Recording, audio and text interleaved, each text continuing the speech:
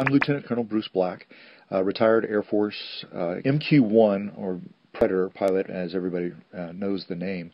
Got about 1,500 combat hours in the Predator. Currently acting as a consultant in the UAS, the unmanned aerial system industry. We flew regular shifts, 3 8-hour shifts during the day. So get up in the morning and head off out of Las Vegas and head up north to Creech Air Force Base, where we were doing all of our ops at the time. Just stop by, grab a Starbucks, and hit the road. And it was a 45-mile drive up there for me from where my house was in Vegas.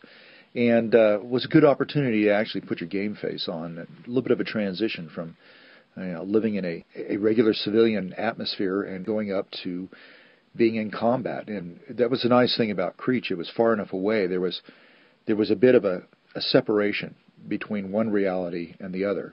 It looked like a typical squadron. Everybody would show up for their call, and we would have a briefing first thing in the morning, or first part of our shift.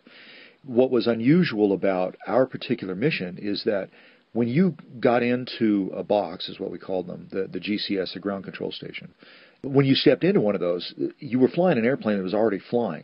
You were taking on that mission and continuing what was going on. One particular mission was a brand new mission that we were doing, had some political sensitivities to it. And as we were transiting up to go to that mission, on the computer screen where we communicate with each other, and 90% of our communications are done over the internet, I got a whisper from somebody. Don't know who it was, but I'm sure it was an authorized whisper. He said, "Don't screw up, the president's watching." And pucker factor went up a little bit on that one. Once that message came through, obviously you sit up a little straighter in the chair, make sure everything's put in a little bit better, make sure everything's exactly the way you want it to do. I don't know if the president was watching or not, but you want to make sure you're doing it right, and you make sure your professionalism was top notch at that point. When you're sitting in the box flying these things, you lose sense of the fact that you are sitting in Nevada. You get so into what's going on. You're talking, most of the time we're talking on the computer.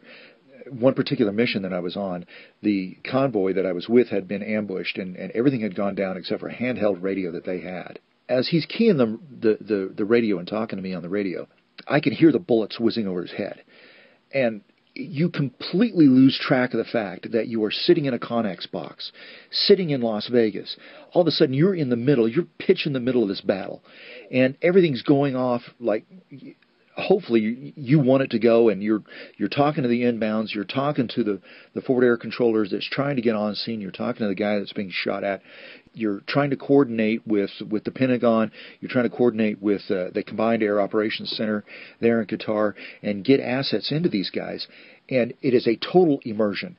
It's astounding that your brain can all of a sudden leave where you are and you're in Afghanistan helping these guys. And what is a real shock is right towards the end of that. I mean, we finally had them secured and planes were dropping ordnance as they came in.